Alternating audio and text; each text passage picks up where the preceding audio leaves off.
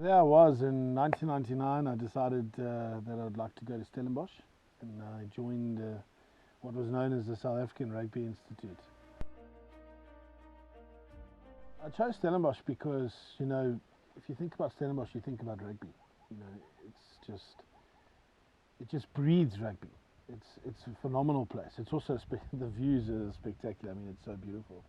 If you think about, you're surrounded by mountains all day, and also the green fields, but also the wine farms, and just the culture and history is just phenomenal. Stellenbosch is also where SA Rugby that's where SA Rugby was born. If you think about Stellenbosch, you think about Dr. Donnie Craven. Was the man who basically put SA Rugby on the map. So for me, it was a no-brainer. This was the next step in my journey, to become a pro rugby player, or to make rugby a big part of my life. Gareths is the biggest club in the world. And one of the reasons they're the biggest clubs in the world is, you have your under 19 level, your under 20 level, and then you have your senior level. But at every level you can, the senior level has 5 teams, under 20 has 3 teams, and under 19 has 3 teams, for a club. But, also beneath that you have what you call the hostel league, which is also huge numbers. Every hostel in Stellenbosch has a rugby team that plays every Friday. So, the depth in Stellenbosch rugby is just amazing. When you drive through Stellenbosch and you see rugby fields, you just go for kilometers, and that's always special. When you think about Stellenbosch and what you can get from Stellenbosch and how it is, it's just a town that just oozes sport. It's just a phenomenal place for sportsmen, but also obviously academics. Stellenbosch University is well known, I would say, around the world in terms of its reputation, both on the sporting field but also in the classroom. Also Stellenbosch, if you think about the culture, it's a student town, so it's fantastic. The atmosphere, the support for the university, the support for the other students, especially for rugby. I mean, it's massive, and being a Māori is quite a big thing, in South Africa. So the Stellenbosch experience is also, the culture and history around South Africa is very, very big there. If you think about, the farming and agriculture, but also the wine sort of roots and different wine farms, there's so much to do in Stellenbosch. Also in Stellenbosch, if you look at, not only in Stellenbosch, but in that sort of area and region, you think about some of the best schools in South Africa that play rugby. I think at one stage you could probably say number 1, 2, and 3 in South Africa all came from this area. And those being Paul Roos from Stellenbosch, and then your Paul Boys High and your Paul Gym from Paul, just down the road. But the region is so rich in rugby tradition. So for me, that whole experience was amazing. To go from a school that was, really deep in rugby tradition, but then into a university that was probably had even more of a rich tradition was amazing.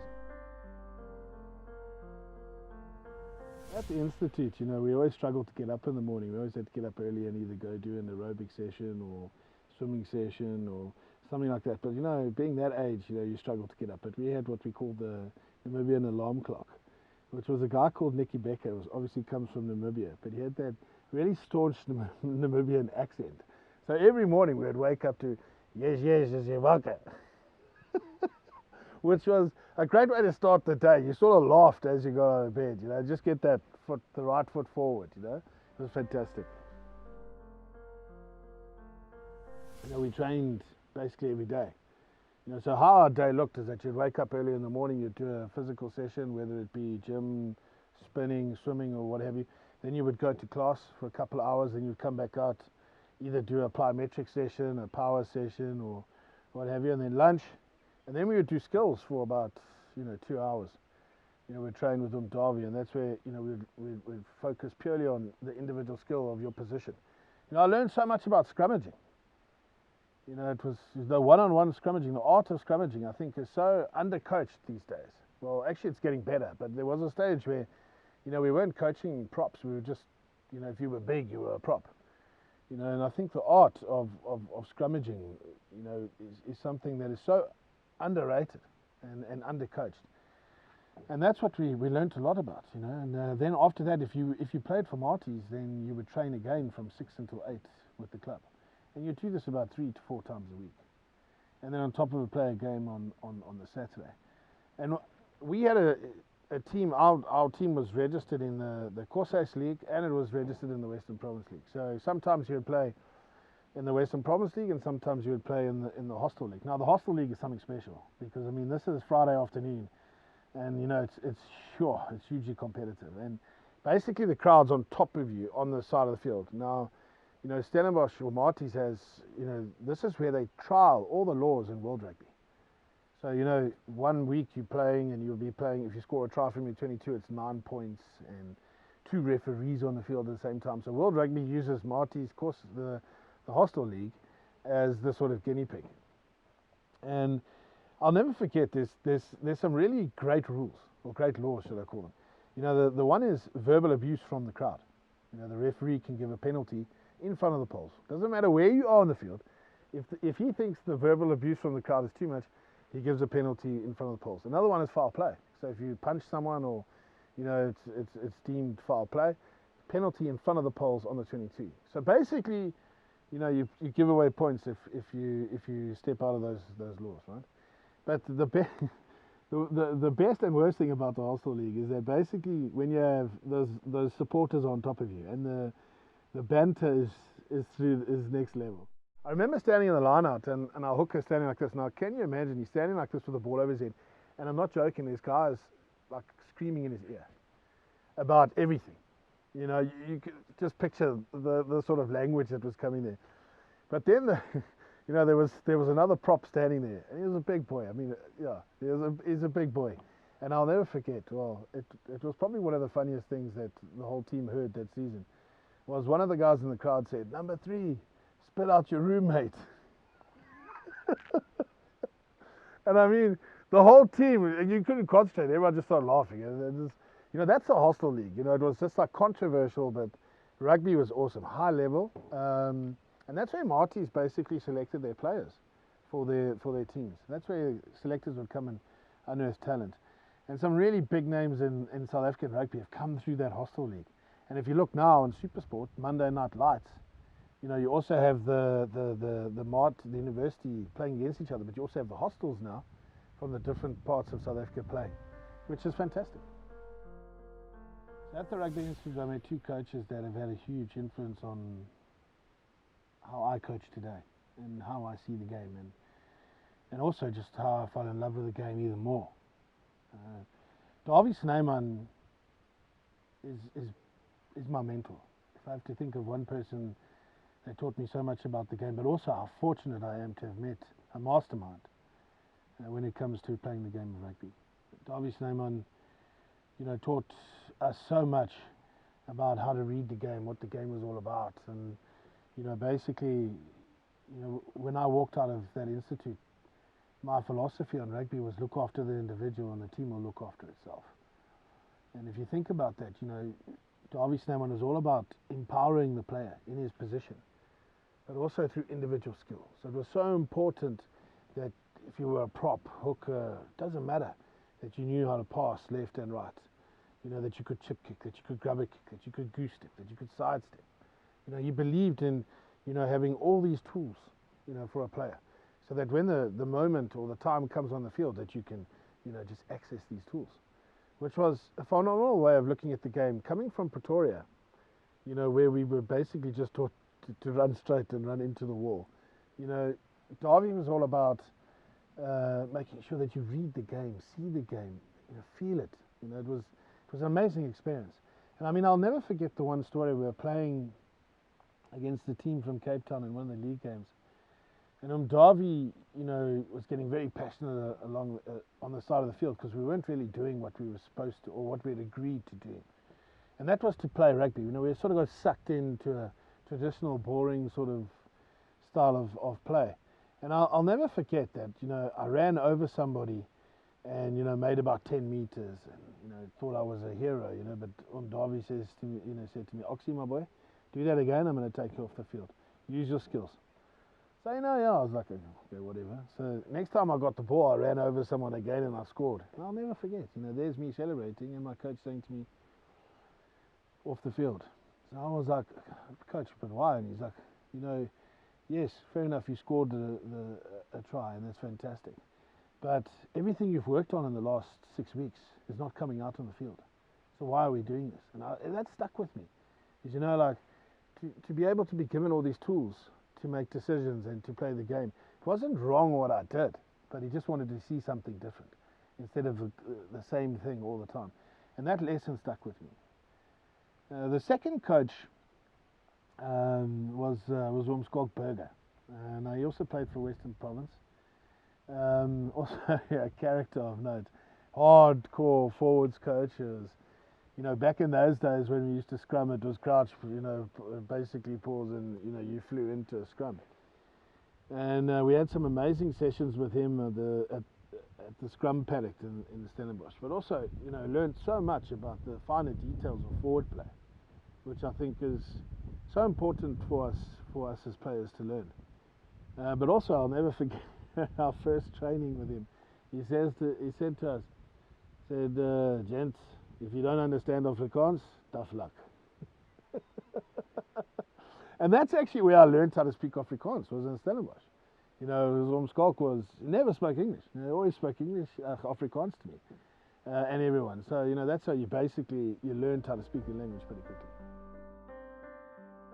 So at the South African Rugby Institute, I mean, you've got players coming from all over South Africa, also from the world. We had a couple of guys from the UK joining us there, taking part in the institute. Also a guy from Kenya, but mostly from South Africa. The players mostly came from South Africa, and if you think about it, they all came from top schools. Some of them provincial rugby players, played Craven Week, what have you. Some of them a little bit older that still wanted to have a go at trying to become a professional. Because if you think about it, the game went professional in '95. We're talking about 4 years later. So it was extremely young in terms of professionalism in rugby. So there was still a lot of opportunities, and the SA Rugby Institute was one to try and make that reality. But the players that arrived there, I mean, my roommate Chad Erskine, who later played for the USA rugby team in the World Cup 2007, played against the Springboks.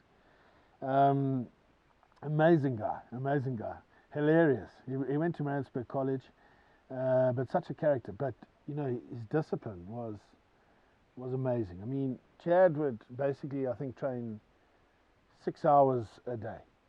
On whether it be physical fitness, whether it be his game, individual skill, whatever. He was a true professional. He didn't, he really looked after himself off the field. Didn't drink in those days. Rugby, alcohol was, drinking. The drinking culture in rugby was still such a big thing. Chad was extremely disciplined, and he had a huge influence on me in that sense. Players that really had to influence me was obviously the current players that played in the Marties first team. If you look at guys like Selborne Boom, Bob Skinstad, Ernst Joubert, these sort of guys were the same age as me, and they were playing, either at under 19 A1s or already playing in the first team. So all these sort of guys who later became Springboks or massive provincial players. It was awesome that you could rub shoulders with them. Skalk Brits, there's another guy walking around there. So you're constantly surrounded by these big name players, which I think brings out a seriously competitive edge, but also it's just, you walk around and the quality of rugby that's been played there, it's just next level. We're very fortunate to have ex-Springbok prop MPs to Toy, or MPs to Toy, come down and give us a scrum session. Now, this was one of the best sessions I think I've ever experienced, and simply because it wasn't about fancy scientific stuff, it was just about pure technique. From one of the legends of SA Rugby. And he arrived there barefoot to a scrum session. He's a well-known farmer. And, and the first thing he said, he looked at all of us and said, "Yeah, you big boys, you love to go in the gym and throw around all this iron and whatever." He says, "Come to my farm for one day and you won't make it. You'll just be loading barrels and bales of hay and stuff and chopping wood." And I think it's proven that today those are probably the best exercises to do. But I'll never forget that he was like, okay, let's see how low you scrum. And basically what MPs wanted us to do was scrum so low that the ball could go in. Just the ball could fit in. That was like his goal for the session. Well, yeah, it was next level. But the funny thing was, he picked out the biggest prop or the strongest prop in our group, and he said, come, I'm going to scrum you. He scrummed him barefoot, but he scrummed him. Now this prop had boots on, you know, big studs, everything. MP's barefoot, I'll never forget it. Just went so low, and his core strength, everything was phenomenal, and just pushed this guy. And I mean, you know, I learned so much in that session in terms of individual technique and what have you. And also, it's not about your equipment that you have on. You know, it's not about the boots you have on or anything like that. It's purely got to do with the technique, which was an eye-opening experience.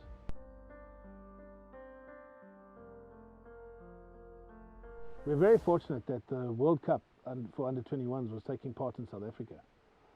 And at that stage, Argentina under-21s had come out a little bit earlier for a training camp, and we were very fortunate they wanted to play us in a game. So, you know, we were getting to play Argentina under-21 on Kutsenberg, which is the main field at the Marties. And I'll never forget this experience, but not because it was a good one, but because I got folded like a deck chair. I mean, the Argentinian scrumming is just, yeah, you know, they were the pioneers of scrumming back in those days, you know. I think everyone's sort of caught up with them now, but Argentina was well known for their scrumming. And I've never got so many air miles. I think I would have flown for free on most airlines with the amount of time I got in the air. And I still remember the lead up to that game, I had a serious back injury, you know, and I still remember Davi like saying, listen, you don't want to miss this game. And, you know, so I definitely made sure that I looked after myself that week and tried to get myself in the best sort of condition to play the game, which was most of the time you took painkillers, which wasn't such a good idea because I took painkillers and I couldn't feel anything during the game. But after the game, I tell you what, I could not stand up straight. And I don't know if it was from the injury the week before or because I was getting destroyed by the Argentinians. But what an experience to play against the Argentina under-21. It was a fantastic game, very competitive, hard, physical, fast-flowing rugby. But yeah, another great experience. Okay, so you know, there's one game we had to go to Mitchell's Plain. Now, Mitchell's Plain in the Cape area, if you don't know about it, is a renowned area for gangs and violence and what have you. It's not really a pretty picture. If you hear about Mitchell's Plain, it's not sort of the place that people want to go to. But anyway, we had to play a rugby club in Mitchell's Plain, and I'll never forget it. On the bus there, you know, going, everyone's you know a bit nervous, like okay, what's going to happen and what have you. And we pull through there, and now the kids start running next to the bus, and they're all shouting, sweets, sweets, sweets, sweets, you know, and obviously none of us have got sweets, but, you know, that's the sort of welcoming party that we got. So we thought, okay, let's sort of relax here a bit. We get to the rugby club, and I mean, it looks like you're going into, you know, like barbed wire. It's like seriously, you know, protected. We drive in there, and I'll never forget, our coach was like, told the bus driver, listen. And he said, when we stopped, he said, listen, keep the bus running. Guys, you don't use the changing rooms. The bus is the changing room. All right, and make sure the bus reverse it so that we got the quickest exit to the gate. Now I'm sitting there going, what? You know, you start thinking, what's going on here? We're using the change. So we ran out of the bus onto the field. Okay, and then the coach said to us when we got on the field, he said, whatever you do not get in a fight with these guys. Okay, play the game. That's why we're here. We're here to play rugby. Play the game. And, you know, we're playing and, you know, it was pretty tight, but then all of a sudden, you know, we started to win. We started to put points on them. And then you can see the frustration. That's when all the little banter and the little chirps and the little smacks and what have you. And they were just pushing and prodding and pushing and prodding. And we had this big lock from the Griqualand. And yeah, I could just see that, you know, his temper was getting, closer and closer. At the end of the scrum, you know, this little guy, just as our second row stands up, just hits, boom. And then our second row just said, no, that's it. No one hits me. Boom, hits him back. And I just remember our coach saying, bus! So we're running. Now, while we're running, beer bottles are coming, flying kicks are coming. You know, so guys are like, it's like a battlefield. Right? So we get onto the bus, and now the bus driver, you know, is getting it into gear, and we're going whoop, through the gate. And you know those kids who were saying sweets on the way in, we're now stoning the bus on the way out.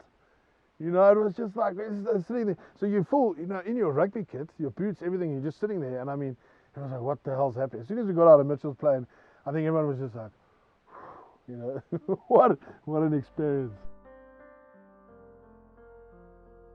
Playing for Marty's was awesome. You know, being part of the biggest rugby club in the world is something special, man. I mean, it was definitely two of the best years of my career. And I mean, the people I met and the coaches that I got coached by were phenomenal people. I think, you know, the biggest thing about March is that there's so much competition that, you know, I think that you really, if you get injured or you're having bad form, you know, to get dropped is pretty easy. You know, it's like, it's constantly pressure on you. So at the same time, the best Marty's teams, you know, are always making sure they hit their straps. You know, and I'll never forget a story. It was under 19 A1s, and we played against, you know, UCT from Cape Town. Now that's, you know, basically again English against Afrikaans, but I was on the Afrikaans side this time, and we lost to them at UCT. And I remember, if I'm correct, it was either Neil van Husselen or Dave van Husselen that was playing for UCT in those days. It was great, and he killed us just by himself. And I'll never forget Monday coming back to training at Marty's, and the coach just said to us, okay, all the English guys, and there was about 4 of us, like, put your hands up. Yeah, English guy, yeah, put your hand up. He says, right, you're all dropped. You can go. So we were dropped to the second team for a week. I think he was a bit, I think he maybe thought that we were like undercover UCT players or something, but that was one of the experiences I had with Marty's. I think, you know, to have the support of my parents in what I wanted to do in life was so important after school. You know, if I look at, you know, the importance of getting an education, yes, it's important, but I think just as important, it's important that kids have the support of their parents in order to make decisions of what they want to do with their life. I think when you leave school, it's important to know where you want to go and how you want to get there. But also it's important to take your time. You know, there's no rush to go from one school to the next. I think it's also important that you experience different cultures and different lifestyles. And I think for me, you know, going to Stellenbosch, there was definitely the education part attached to rugby, but it was more about rugby. It was more about being part of a team, being part of something that wasn't a school or a senior tertiary institution. It was more about being part of a group of people that were all going for the same goal, and that was to be a pro rugby player. And that was special.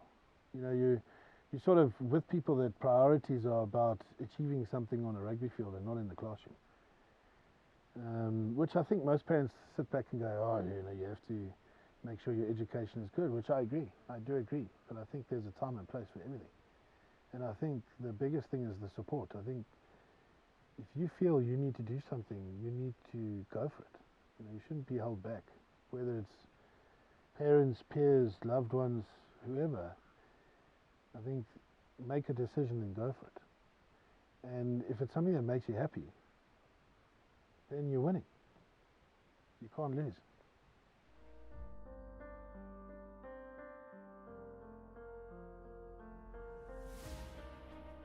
In '98, we were very fortunate. The Harlequins rugby came into a training camp in Stellenbosch, and they used our campus as a sort of base. So we got to rub shoulders with some of the biggest names in the professional game then. And if you think about Harlequins, it was being coached by Zinzan Brook, sort of player coach. Oh, my hero.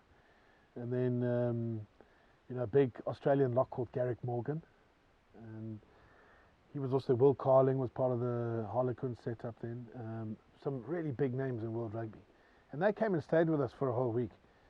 And also played a friendly game during the week. And it was so amazing to see how they trained, see how they played, but also see how they interacted off the field. And in those days, with rugby being only professional for 3 years or something, you know, the off the field stuff was so important as well. So the third half, if you want to call it that.